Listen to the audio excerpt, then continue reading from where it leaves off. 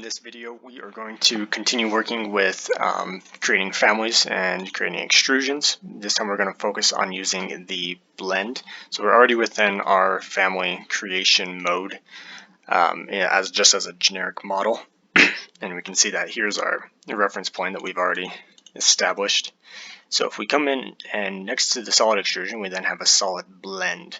And what this will do is it has two parts to it. So we have a top and a bottom. So we're currently editing the bottom. We know this because we have this flip right here where we can switch to edit the top. And we can, but first it wants us to do the bottom. But that's how we would change it. So to start off with a bottom, let's just grab a simple circle. And we'll throw this in the middle. We're just going to make it 1 foot, so that's a big object. And then we would toggle to edit the top.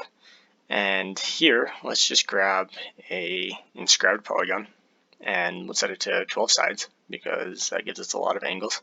And we're just going to extend it out probably about 2.5 feet. That way it goes around the shape that we want it to be, or around the circle. And if we click OK, you can see all these lines start connecting up. And when we go into the 3D view, we can see that we've created kind of this funnel shape. Our circle being on the bottom and then our inscribed polygon being on the top, and then it connects them. And so if we extend this down, we get a better view of what it looks like. Kind of a fun shape that we are then able to customize quite freely. If we click on it and double click so that we get back into our editing mode and we click edit vertices.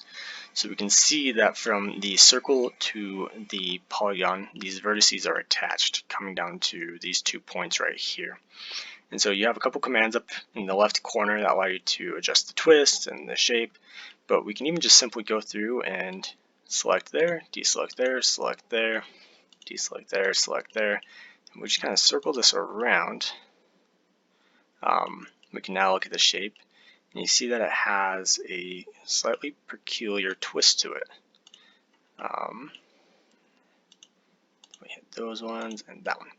So now if we edit this, or if we go back to modify and we click OK and give it the check mark, we can see how we've redirected some of those vertices to form a new shape. Practicalities of using this would be for if you're making a table or a chair or something that you wanted kind of fancy legs to. This is a quick way to be able to customize and change it so you get these twirling, intricate forms and shapes going to just create a little bit more of a detailing within what you're trying to build or display.